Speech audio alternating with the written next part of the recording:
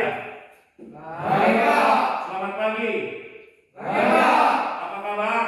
Sehat, Pak. Baik, sebelum kita memulai pembelajaran kita hari ini, alangkah baiknya kalau kita berdoa kepada Tuhan yang Maha Kuasa. Mari sama-sama kita berdoa. Kita berdoa.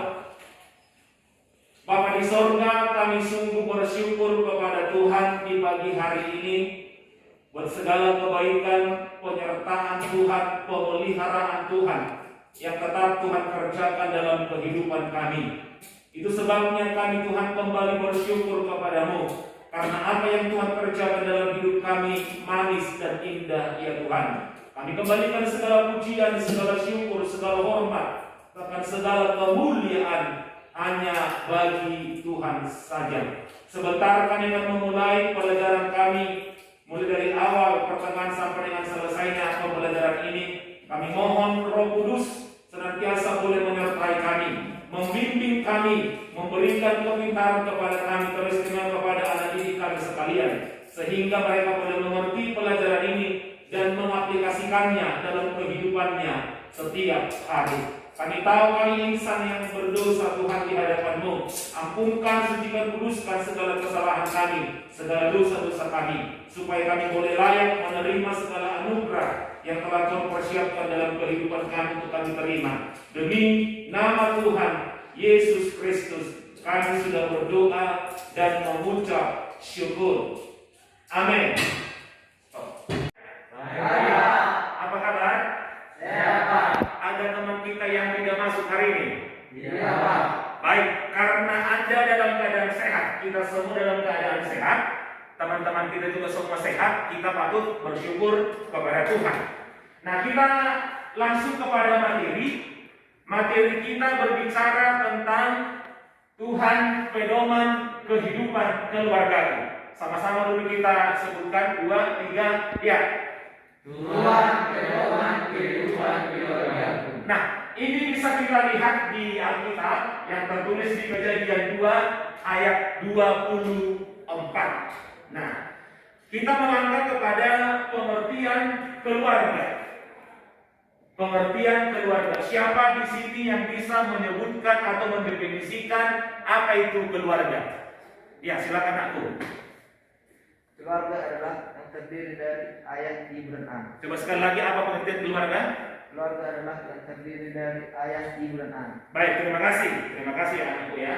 Ya, pengertian keluarga. Nah, keluarga menurut di dalam kamus besar bahasa Indonesia. Tadi sudah benar yang disampaikan oleh teman kita yang Nadia. Tetapi kalau kita melihat menurut kamus besar bahasa Indonesia, keluarga itu terdiri dari ibu, terdiri dari bapak, dan terdiri dari anak-anaknya atau seisi rumahnya. Nah, pengertian ini mengacu pada aspek antropologis, yaitu manusia dalam lingkungan keluarga. Manusia dalam lingkungan keluarga.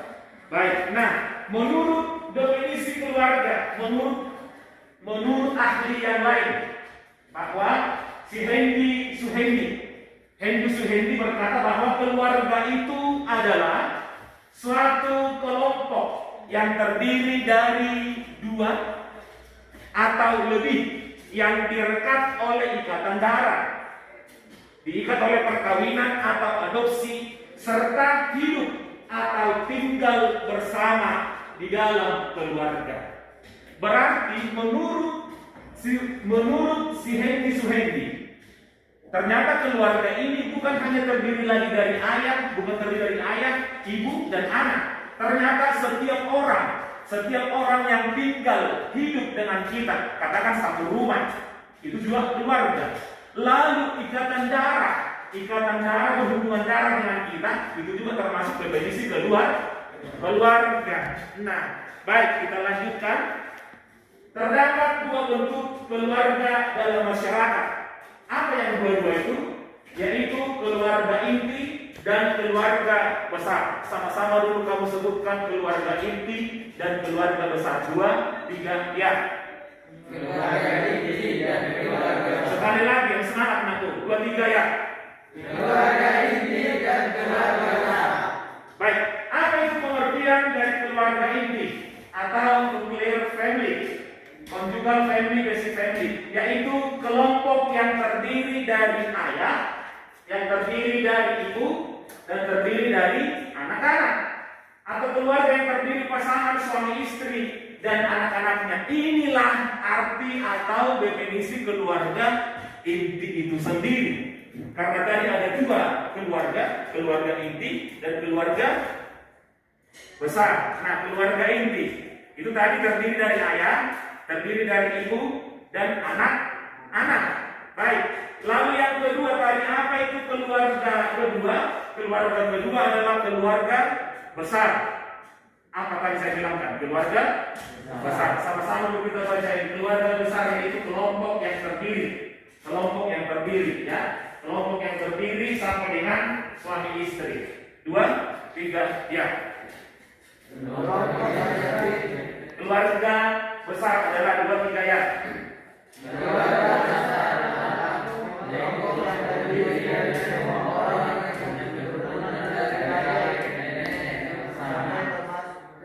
Termasuk keturunan masing-masing istri dan suami. Itulah keluarga besar. Artinya pihak dari bapak, pihak dari mama. Bukan hanya terdiri dari ayah lagi, bukan hanya terdiri dari ibu dan anak, tetapi keluarga dari pihak bapak, keluarga pihak dari mama. Oke, itu namanya keluarga besar. Baik, nah di sini kita berbicara masalah fungsi keluarga. Fungsi keluarga menurut Hendy Suhendi bahwa fungsi keluarga itu yang pertama adalah fungsi biologis. Sama-sama dulu fungsi biologis. 2, 3, ya. Fungsi biologis. Sekali lagi. Fungsi biologis. Nah, apa itu fungsi biologis? Fungsi biologis itu berkaitan dengan pemenuhan kebutuhan biologis dan pemenuhan seks antara suami dan istri. Nah, berbicara hubungan seks itu kudus. Seks itu berbicara kudus di hadapan Tuhan, tapi kudusnya kepada antara suami dan istri. Ya, di tengah-tengah keluarga juga ada fungsi ini, fungsi biologis. Fungsi biologis tadi itu berbicara tentang masalah seks suami istri untuk menghasilkan suatu keturunan. Jadi konsep pernikahan, konsep seks itu di hadapan Tuhan itu kudus. Bukan jorok atau jijik, ya. Bukan jorok atau jijik, tapi pernikahan itu kudus di hadapan Tuhan. Termasuk juga fungsi keluarga. Yang pertama tadi fungsi biologis, menghasilkan keturunan lewat hubungan badan antara suami dan istri. Itu yang pertama tadi. Fungsi apa? Fungsi biologis. Baik, fungsi yang kedua. Fungsi keluarga yang kedua adalah sama-sama kita baca dulu 2, 3, ya. Fungsi sosialisasi. Sekali lagi, 2, 3, ya. Fungsi sosialisasi. Nah, fungsi sosialisasi anak. Ini berbicara tentang pembentukan kepribadian anak. Pembentukan kepribadian anak. Pendidikan yang pertama sekali diterima oleh anak bukan di sekolah. Pendidikan yang pertama sekali diterima oleh anak bukan di gereja. Tetapi pendidikan yang pertama sekali diterima oleh orang ada di dalam keluarga. Pendidikan pertama sekali kita kenal ada di keluarga, bukan di sekolah, bukan di gereja, tetapi di keluarga. Nah, fungsi sosialisasi anak ini membentuk pribadi anak. Keluarga pasti mengajarkan sifat-sifat yang baik kepada anaknya. Ya, keluarga juga harus melakukan tugasnya ini, memperkenalkan pola atau memperkenalkan tingkah laku mengenai sikap, keyakinan, cita-cita, dan nilai-nilai yang dianut oleh kelompok sosial. Tata krama dialami atau dimengerti oleh anak-anak bukan di sekolah, tetapi di keluarga. Di keluarga ini berbicara tentang fungsi sosialisasi anak. Anak dibentuk supaya mengenal tingkah laku yang baik, mengenal sikap perilaku yang baik, dan berkeyakinan yang baik terhadap Tuhan sebagai pencipta manusia itu sendiri. Nah, lalu yang ketiga, apa fungsi keluarga yang ketiga? Sama-sama disebutkan 2, 3, ya. Fungsi afeksi berhubungan. Fungsi apa yang ketiga? Afeksi. Fungsi afeksi. Nah, berbicara tentang fungsi afeksi adalah rasa kasih sayang. Keluarga itu harus menemukan kasih sayang di tengah-tengah keluarga. Ya, menunjukkan sikap perhatian, menunjukkan sikap rasa aman yang tercipta dalam keluarga itu sendiri. Coba saya tanya, siapa di tengah-tengah kita ini bisa nanti menjawab ya? Bisa menjawab. Siapa di tengah-tengah keluarga kita yang menemukan kasih sayang itu? Angkat tangan dulu. Yang menemukan kasih sayang dalam keluarga, angkat tangan. Tidak semua? Pasti semua kan? Baik, turun tangan. Saya percaya bahwa rasa kasih sayang, rasa keintiman perhatian, dan rasa aman pasti kita jumpai atau kita temukan di tengah-tengah keluarga. Itu pasti, ya. Fungsi afeksi ini, dia merasa nyaman, merasa betah di rumah itu. Dia menemukan kasih sayang itu. Artinya bahwa orang tuanya melindungi anaknya. Orang tuanya bertanggung jawab sepenuhnya kepada anaknya. Ya, pasti ini fungsi afeksi ini harus kita jumpai atau harus kita temukan di tengah-tengah keluarga. Lalu yang seterusnya, yang keempat, fungsi apa? Sekali lagi, 2, 3 ya. Oke, baik. Fungsi edukatif. Fungsi keempat menurut Henry Suhendi, fungsi keluarga yang keempat adalah fungsi edukatif. Apa itu edukatif? Adalah berhubungan atau berkaitan dengan pendidikan untuk anak sesuai dengan tingkat perkembangannya. Pendidikan itu di tingkat PAUD berbeda dengan di tingkat SD. Tetapi yang jelas bahwa fungsi edukatif berhubungan dengan pendidikan ini pasti dialami oleh keluarga itu, didapat dari keluarga. Ya, keluarga itu harus memberikan pendidikan kepada keluarga, orang tua harus memberikan pendidikan kepada keluarga, sehingga anak tadi ini pun dia bisa mengikuti apa yang dibilang oleh fungsi ketiga keluarga tadi. Ya, itu fungsi edukatif, berbicara tentang pendidikan. Baik, yang kelima adalah fungsi apa yang kelima? Sekali lagi sama-sama fungsi religius. 2, 3, ya. Sekali lagi 3 ya. Nah, fungsi religius. Oke. Jadi kami sekalian ternyata bahwa tugas keluarga ini sungguh sangat berat. Keluarga itu harus menciptakan seluruh insan-insan yang ada di tengah-tengah keluarga berkeyakinan kepada Tuhan yang Maha Esa.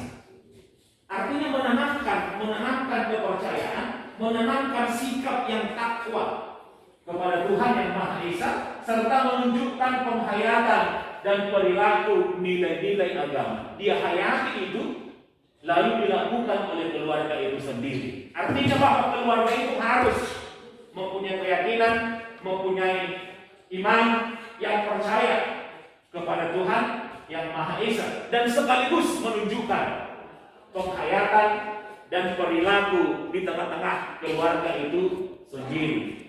Itu fungsi yang kelima. Nah, lalu fungsi yang keenam. Apa fungsi yang keenam? Sama-sama kita bilang dulu fungsi protektif. 2, 3 ya. Fungsi protektif. Lagi. Fungsi protektif. Apa fungsi protektif? Coba disebutkan sama-sama, kita baca dulu. Ya, fungsi protektif bertujuan 2, 3, iya. Fungsi protektif bertujuan agar memberikan tempat yang aman bagi anggota keluarga dan memberikan perlindungan secara fisik, ekonomis maupun psikologis bagi seluruh anggota Keluarga. Nah, artinya bahwa keluarga itu harus memberikan tempat perlindungan yang nyaman. Ya, seorang anak juga harus merasa nyaman tinggal di rumah. Seorang istri juga harus merasa nyaman tinggal di rumah. Dan seorang bapak pun harus merasa nyaman tinggal di rumah itu sendiri. Ya, keluarga itu harus mampu menunjukkan fungsi protektif perlindungan.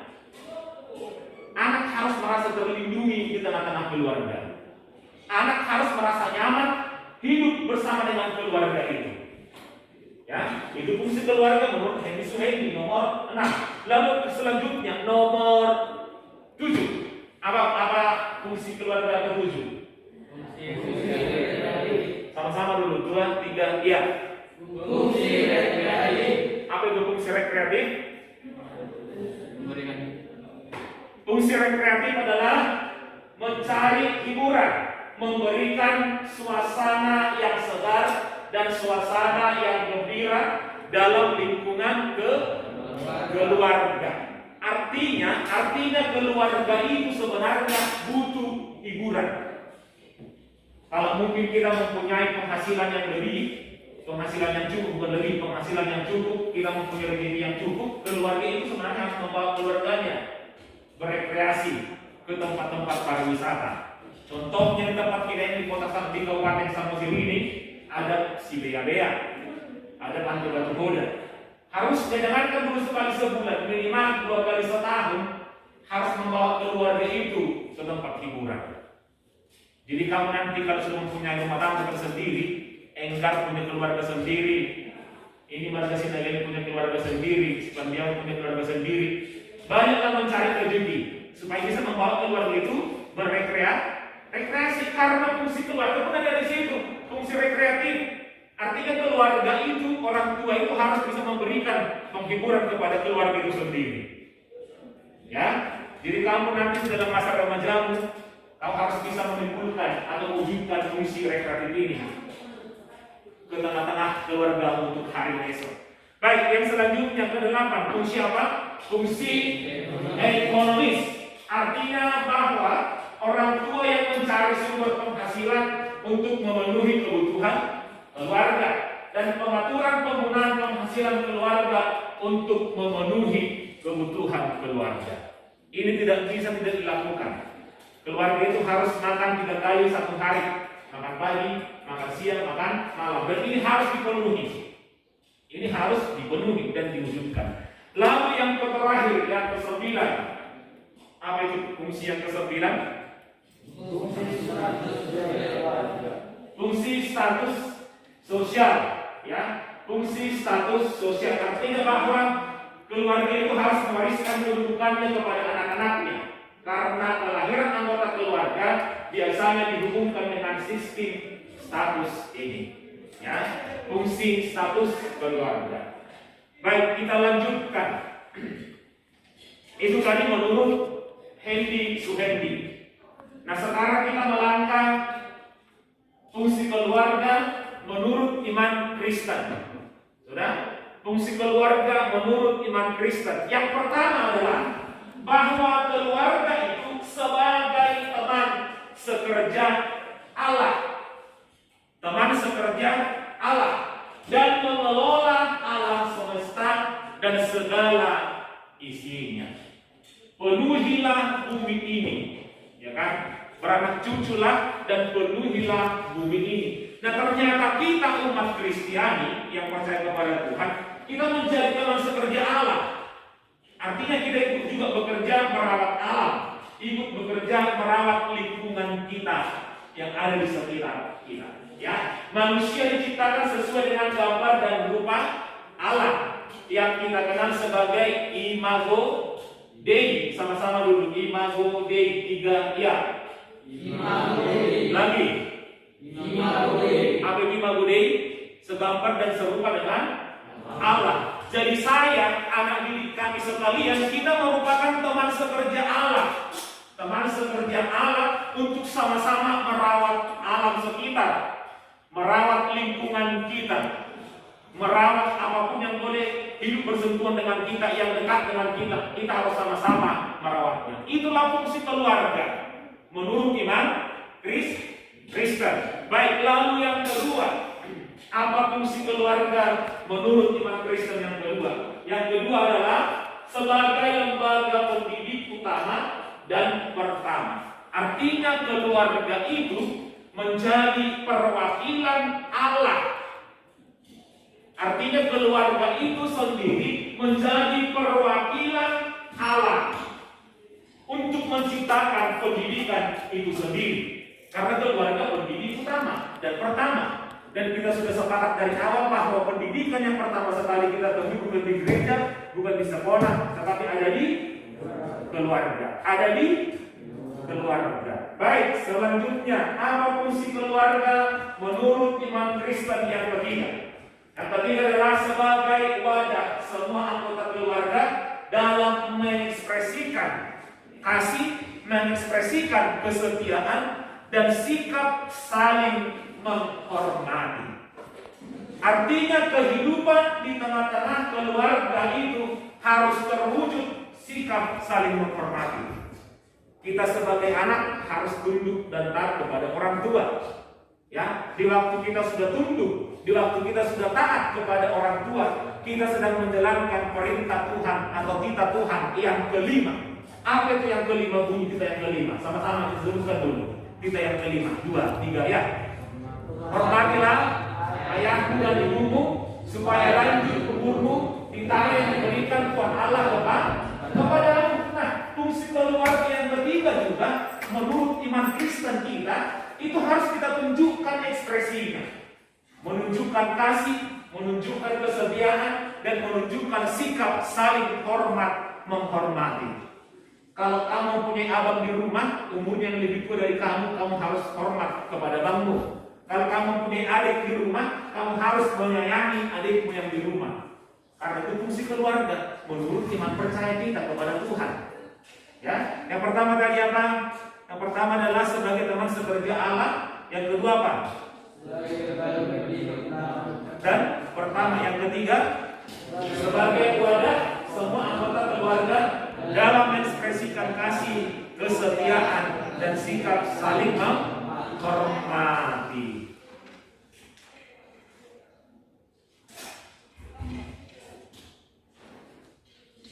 Oke. Baik, kita lanjut. Nah, peranan keluarga Kristen dengan cara memperlakukan nilai-nilai kehidupan, baik secara Alkitab maupun teologis. Di sini berbicara peranan keluarga Kristen.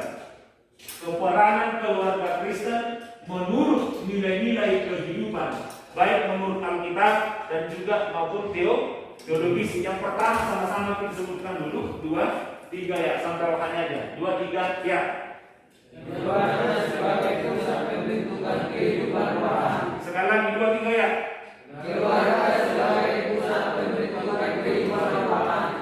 Baik, yang kedua adalah keluarga sebagai tempat bernaung kudus. Artinya bahwa keluarga merupakan tempat penerimaan, tempat pembinaan, tempat pertumbuhan yang memberdayakan anggota-anggota keluarga untuk berperan serta dalam tindakan kasih dan penyelamatan Allah yang terus berlanjut. Baik, peran yang ketiga sama-sama kita sebutkan dulu sampai dengan holistik. 2, 3 ya. Keluarga yang mencerminkan kasih Allah secara holistik. Lagi 3 ya. Keluarga yang mencerminkan kasih Allah secara holistik. Artinya merefleksikan kasih Allah yang memberikan pengasuhan secara fisik, secara mental, secara emosional, sosial, spiritual kepada para anggotanya. Yang keempat, peran keluarga menurut Alkitab atau teologis. Yang keempat adalah keluarga sebagai pencerita.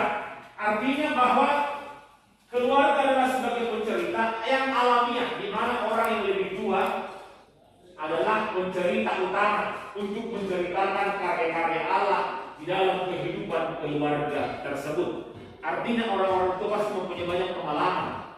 Jadi orang tua yang mempunyai banyak pengalaman ini harus menjadi sumber cerita kepada orang-orang yang lebih muda, menceritakan kebaikan, menceritakan karya-karya Allah di dalam kehidupan keluarga itu sendiri. Nah, baik, di sini kita akan sama-sama melihat, ya. Di sini kita sama-sama melihat ada LKPD, lempar kerja peserta didik. Lempar kerja peserta didik. Tadi Bapak sudah paparkan ada 9 fungsi keluarga menurut Hendy Suhendi, dan sudah kita jelaskan. Sudah kita jelaskan. Ya. bahwa ada 9 fungsi keluarga menurut Henry Suhendi. Coba di antara kami sekalian, siapa yang bisa menjelaskan atau menyebutkan ke-9 fungsi keluarga itu? Baik, maju aku. Maju di sini aja. Di situ aja, Satu, fungsi biologis yang berkaitan dengan pemenuhan kebutuhan secara biologis. Ya. Kedua, fungsi sosiologis yang berkaitan dengan pembentukan karakteristik anak. Baik. Dan yang ketiga, fungsi aerologis. Yang ketiga fungsi apa, anakku? Yang ketiga adalah fungsi afeksi yang berkaitan dengan rasa kasih sayang dan rasa aman yang tercipta dalam keluarga. Baik, kita berikan tepuk tangan teman kita dulu. Silakan dulu, anakku. Terima kasih, anakku ya. Itu kan masih 3 fungsi keluarga. Berarti masih ada lagi 6 lagi fungsi keluarga. Coba siapa yang bisa lagi, anakku? Maju. Maju, Nadia. Engkar Nadia. Ya. Fungsi keluarga menurut Henry Suhendi. Yang keempat, fungsi edukatif yang berkaitan mendidik anak dan menyekolahkan anak. Baik. Yang kelima, fungsi religius yang mendorong berkembangnya anggota keluarga menjadi insan-insan agama yang penuh ketakwaan terhadap Tuhan Yang Maha Esa. Baik. Fungsi protektif yang bertujuan mencari. Kita berikan untuk kami teman kita dulu. Oke, silakan anakku ya. Itu kan masih 6, tinggal 3 lagi. Yang 3 lagi. Siapa yang bisa? Baik, maju anakku.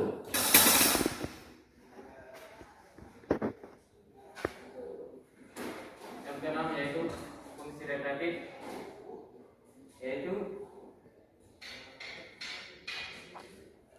untuk memberikan hiburan atau memberikan suasana segar bagi keluarga. Ya. Yang ketujuh, fungsi ekonomis, yaitu untuk keluarga yang mencari sumber penghasilan untuk memenuhi kebutuhan keluarga. Ya. Yang ketujuh yaitu fungsi sosial, yaitu yang kesembilan yaitu fungsi status sosial, yaitu memberikan hak warisan orang tua kepada anaknya. Ya, baik, terima kasih. Kita berikan tepuk tangan bagi teman kita dulu. Iya. Berarti dapat saya memberikan kesimpulan bahwa anak didik kami sudah memahami dan mengerti fungsi-fungsi keluarga itu sendiri. Ya, coba kita sama-sama ulang dulu fungsi keluarga yang pertama tadi. Fungsi apa? Yang pertama apa? Biologis. Yang kedua? Fungsi sosialisasi anak. Yang ketiga? Fungsi kreatif. Keempat? Fungsi edukatif. 5? Fungsi religius. 6? Fungsi protektif. 7? Fungsi rekreatif. 8? Fungsi ekonomis. Ekonomis. Berarti ada fungsi keluarga, ada 9 fungsi keluarga menurut Henry Suhendi. Nah, tadi menurut iman Kristen bahwa kita merupakan teman sekerja Allah. Jadi jadilah menjadi anak-anak yang mewujudkan fungsi keluarga itu di tengah-tengah keluarga itu sendiri. Baik, cukup sekian materi kita hari ini. Tuhan Yesus memberkati kita.